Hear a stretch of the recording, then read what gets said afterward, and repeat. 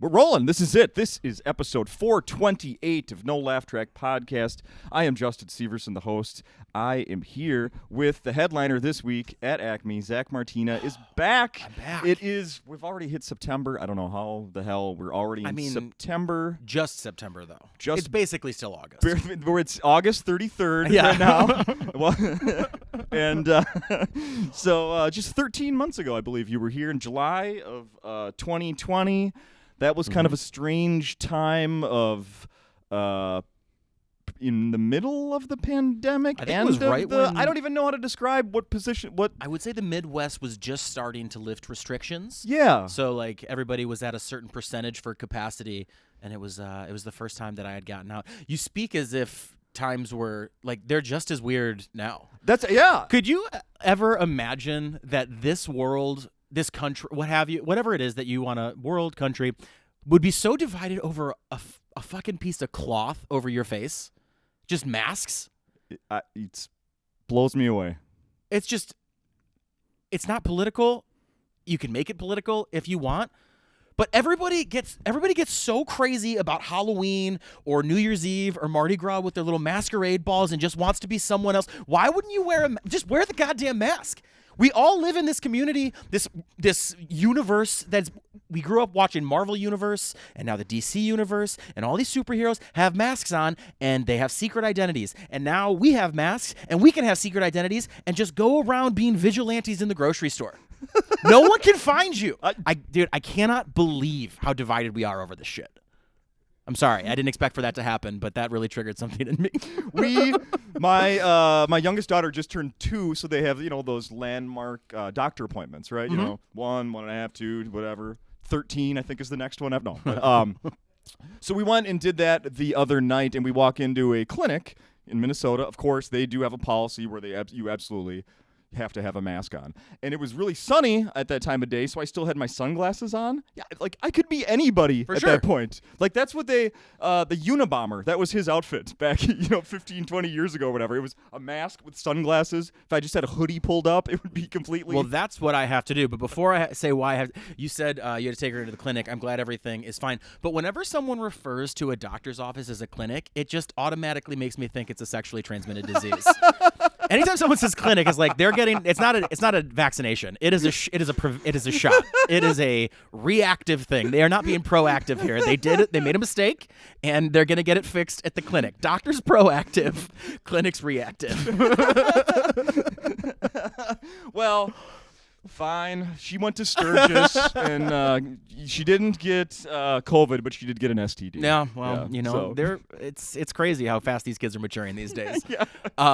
She took her tricycle to COVID. Yeah. to Sturgis, and things got that nuts. sandbox is notorious. Careful where you sit. Exactly. You know what? I think we got a real nice lawsuit against Pampers, though. I thought that would be more protective. Those are real fluffy, and it got right through. But to your point of wearing the hood, I can't, the mask doesn't mask me because of my hair. Yeah. So I had to start pulling my hair back into like a bun and putting a hood on, walking through the grocery store, and I realized that I look like a Sub-Zero Scorpion Mortal Kombat ninja. Oh yeah.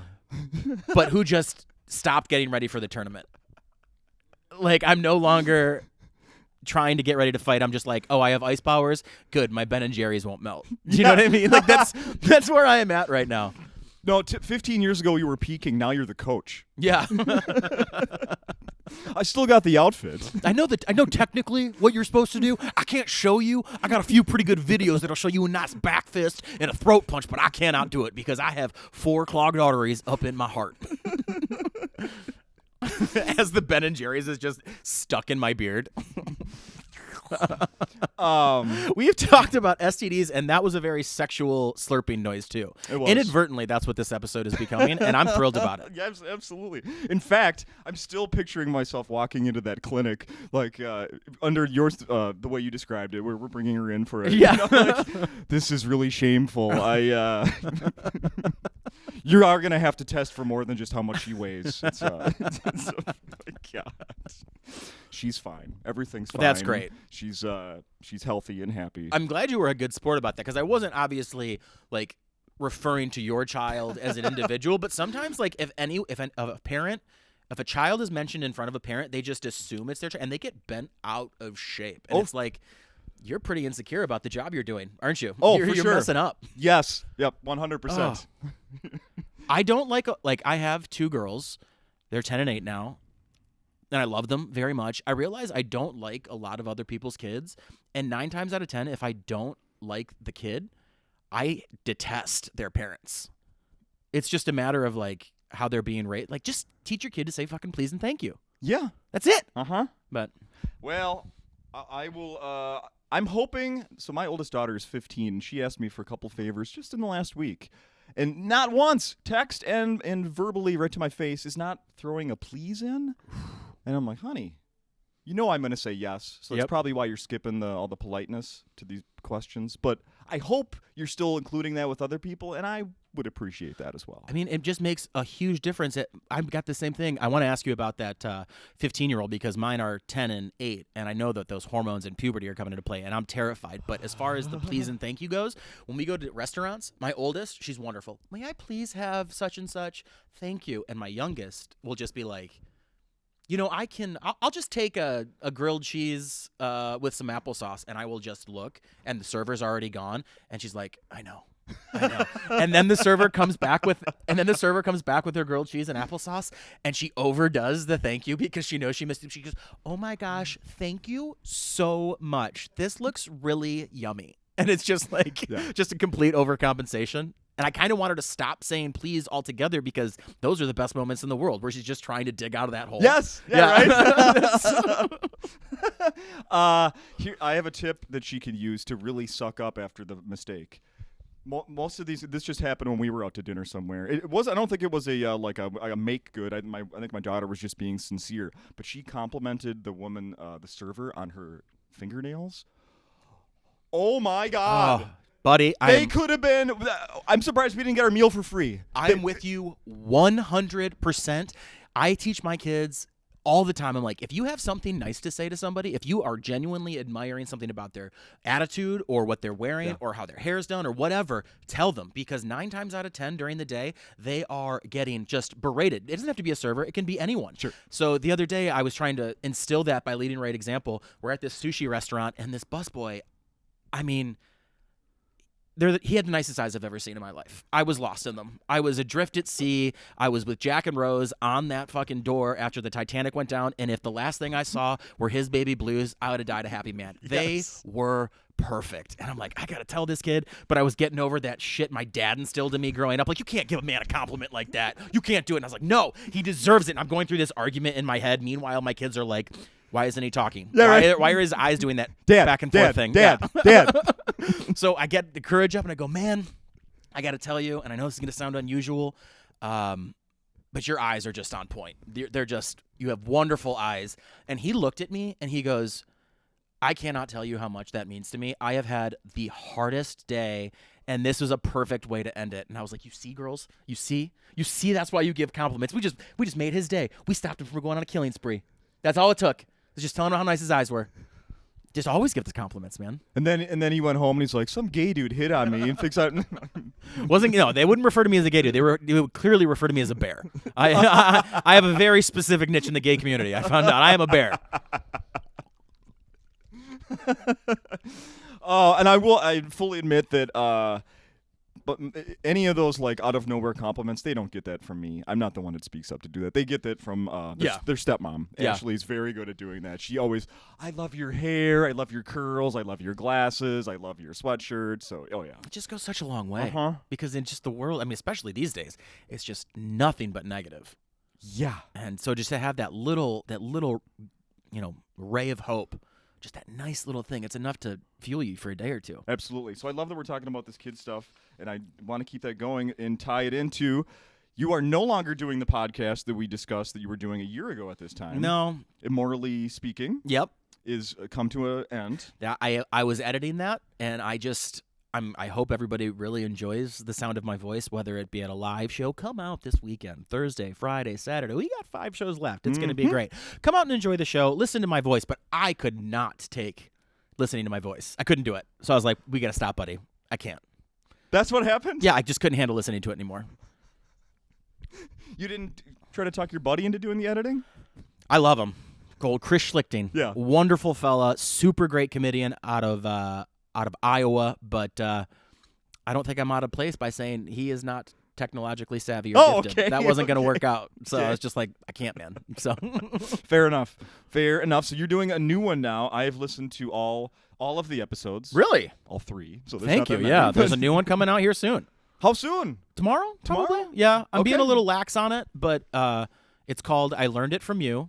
And just as a parent, I want to talk to people, to comics, to my friends about I want it to be like we're sitting at your dinner table around the holidays. So your mom's there, your dad's there, your brothers, your sisters, and you guys are all just shooting the shit, talking about the stuff from your childhood that was so embarrassing that you can't believe happened. Yes. And I think it's a very specific storytelling podcast about why you are the way you are, how your parents raised you, or if you have kids, how you're raising your kids, because I know I fucked up. Yeah. Oh, yeah. I know if they're in therapy, I definitely deserve a little bit of the blame. That's how it happens. Yep. So I think those stories are great. I think it's a nice way to be vulnerable. I think it's a great way to just hear stories that maybe if they're comics, they're not doing those bits on stage. And if the guest loves to do anything, especially if they're comics, it's just talk about themselves. Right. So let's get into it.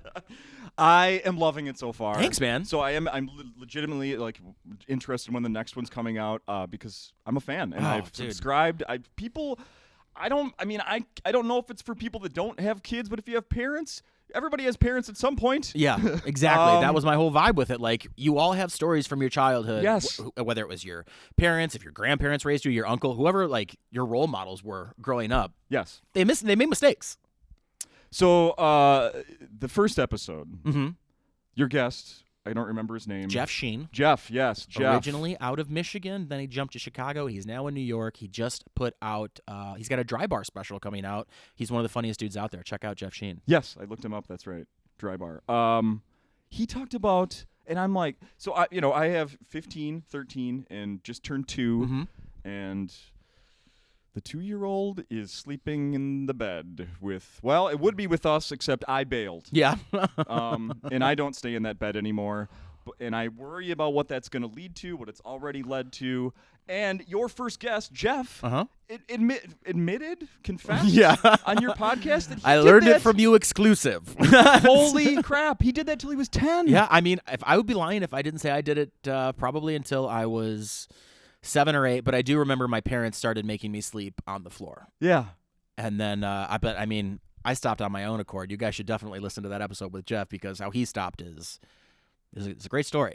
It is a fantastic story. I mean, there's so many moments where I'm like, what? Let's just say that the title of that episode is "The Water Broke on Jeff Sheen." Yes. You'll be like rubbing. You'll be listening. I'm gonna rub things off your body.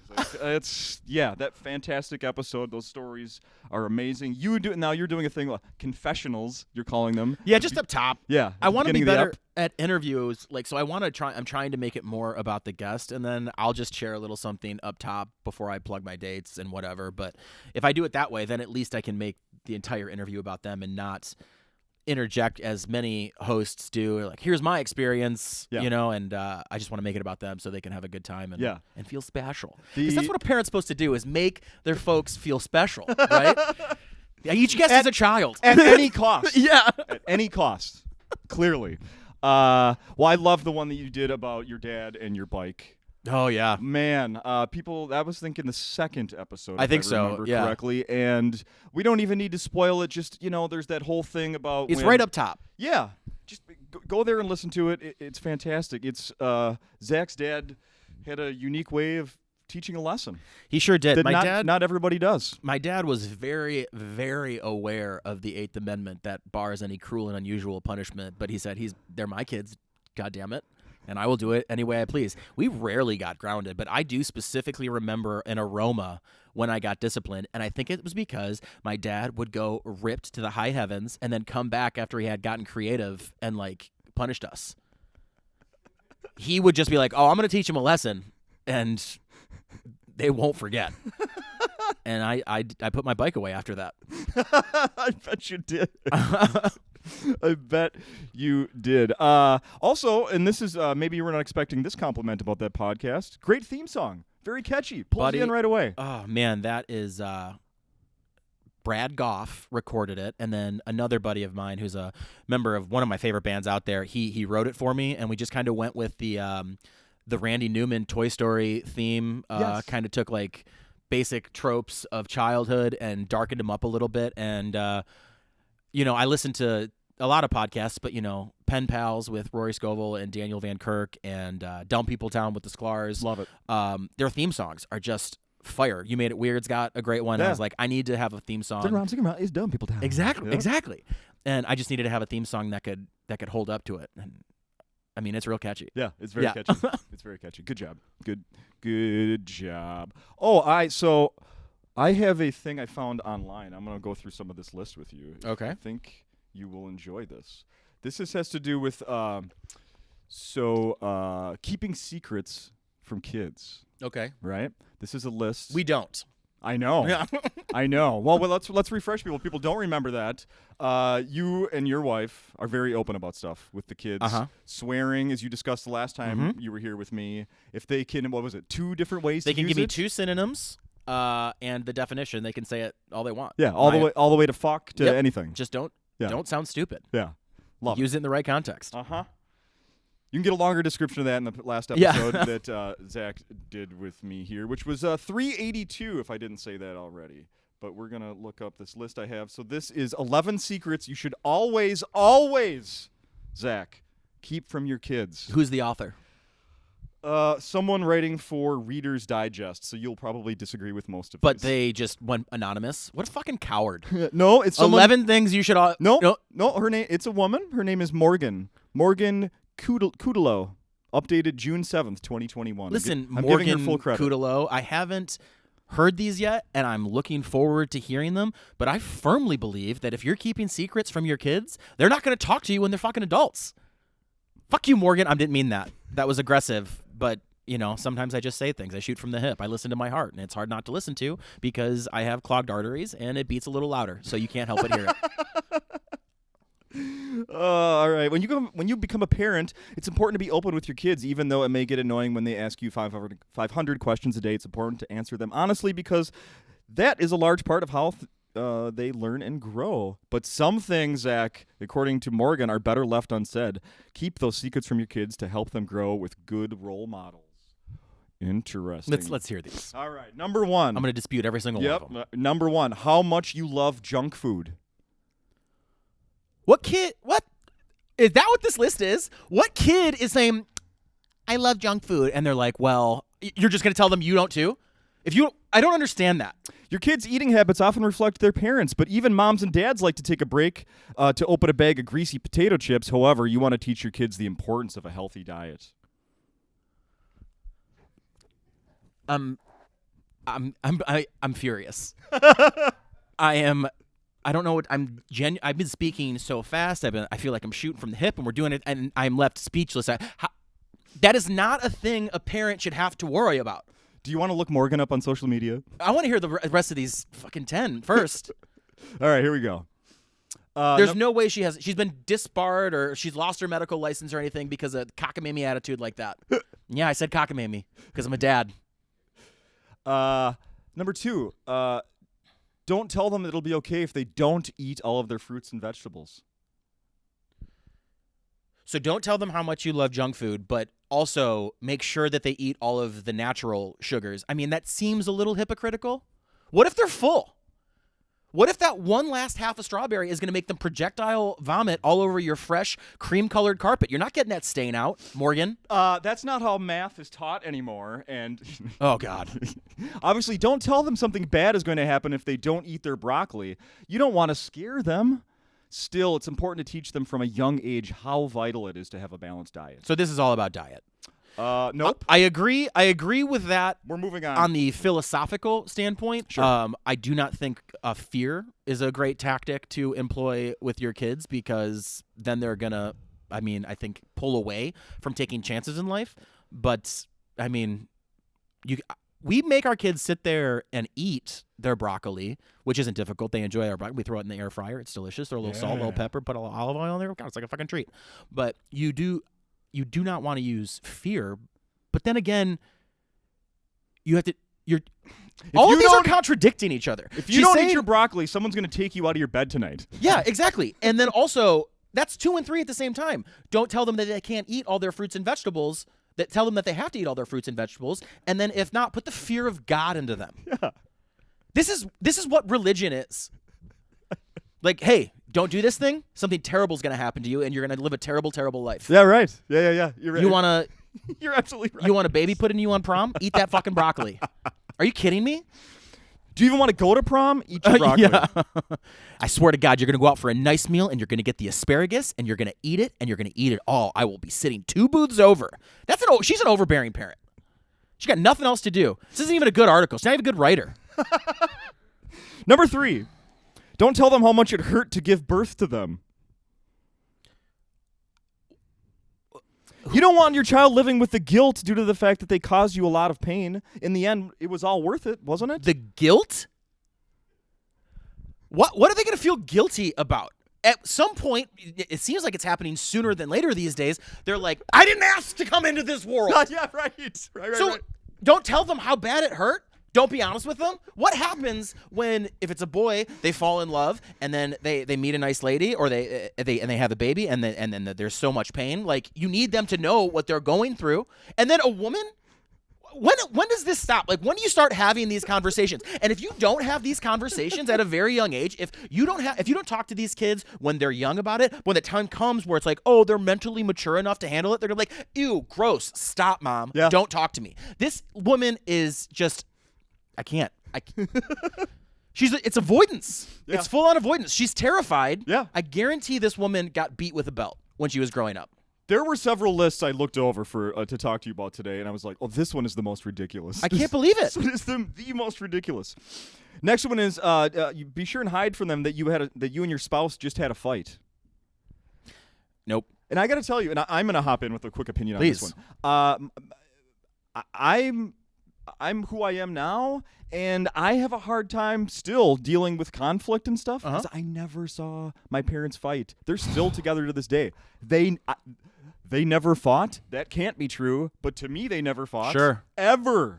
I heard my parents Ever. argue a lot. I heard them screaming, and I also will argue with my wife, and we have a pretty open floor plan in our home.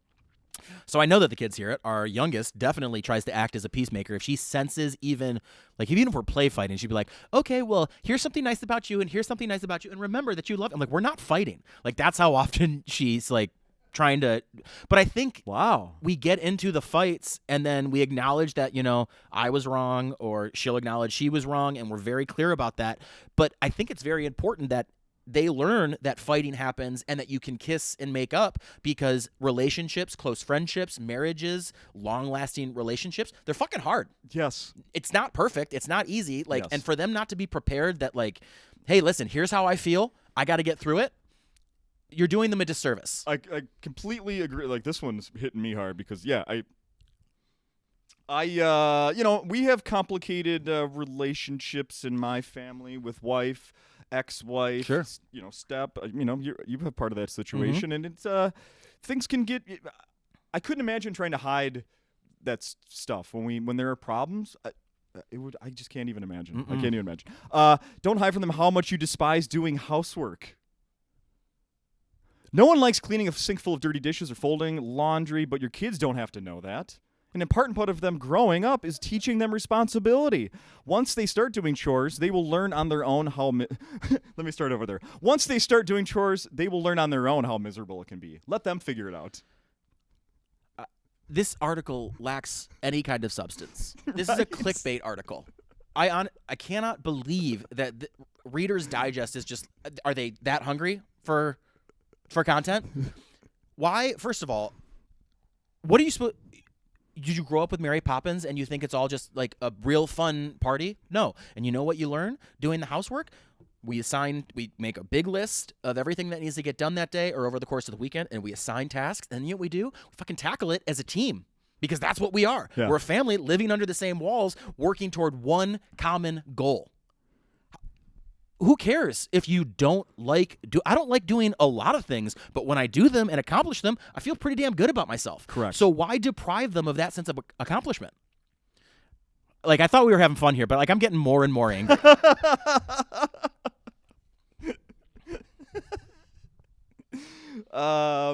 Let's see here. Don't tell them how much you hate yelling at them.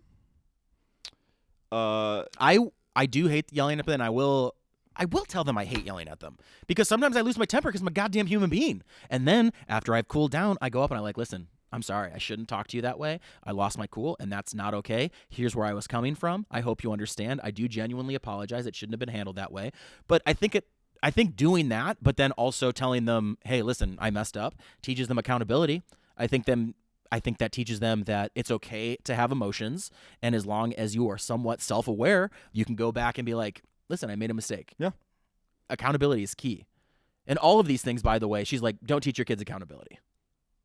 No. Keep them naive. Yep. This is the naive scale.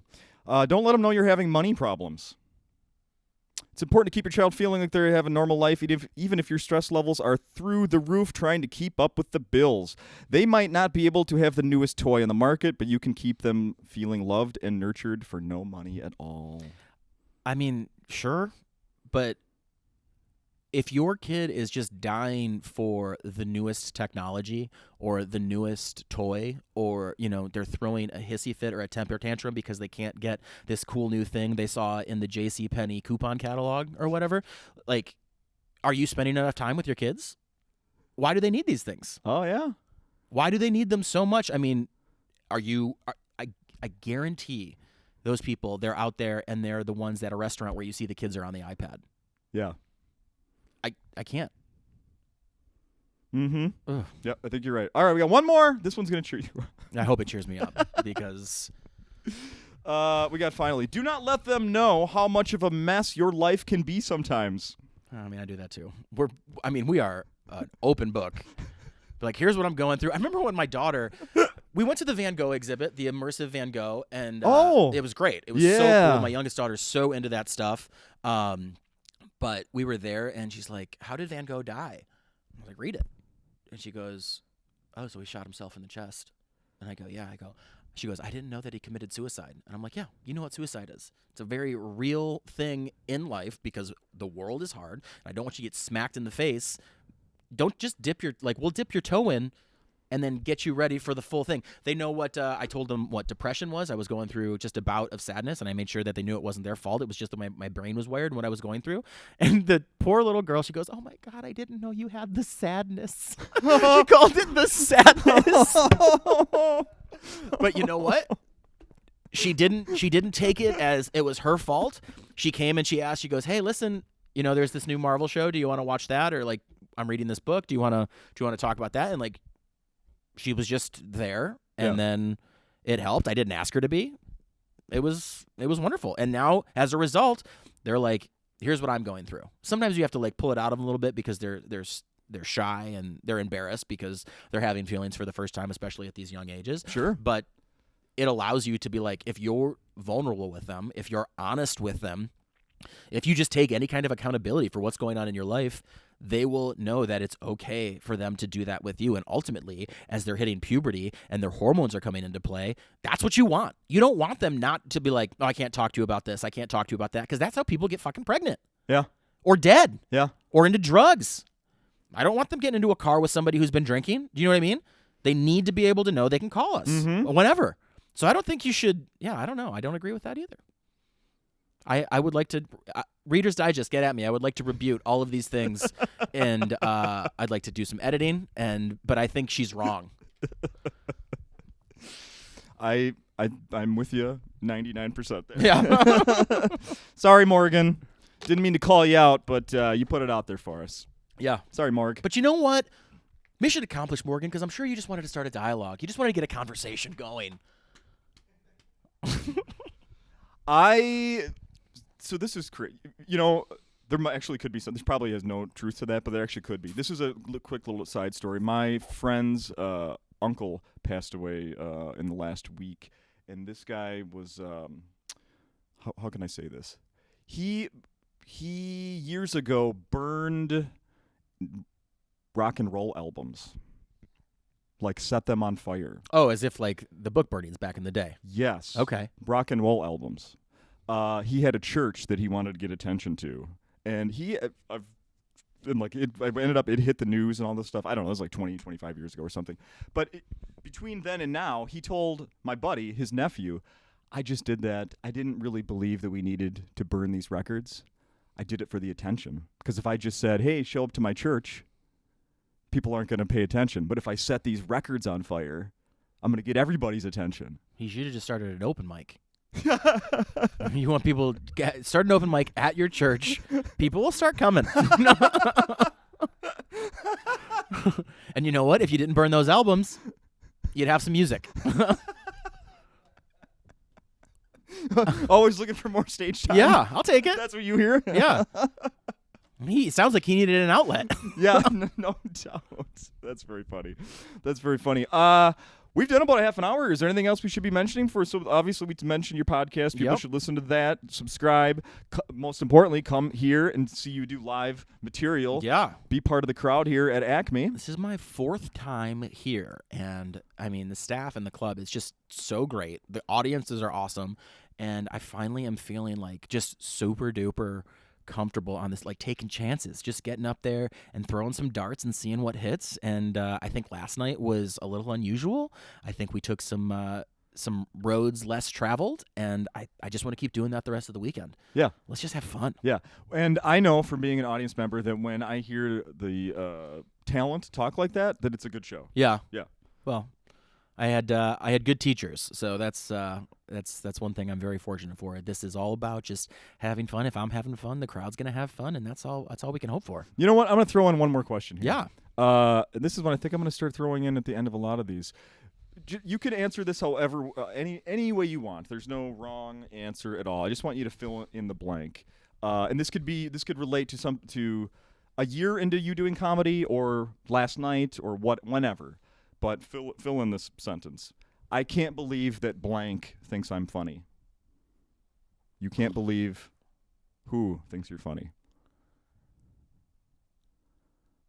I guess I can't believe that my daughters and my wife think I'm funny. Okay. There are a number of comics who I just respect, and getting that seal of approval, them telling me good job, or you're a funny, it's huge. It felt great. But getting my wife to laugh at something is difficult, because when people ask her, what's it like being married to a comedian? And they're like, you got to be laughing all the time. What's it like being married to a comedian? And my wife always says, a lot of swings and misses.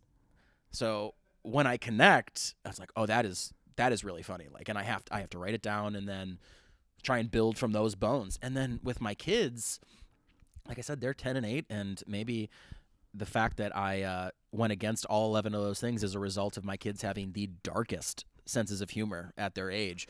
But they get adult jokes, not like sexually graphic jokes, but they have a great vocabulary.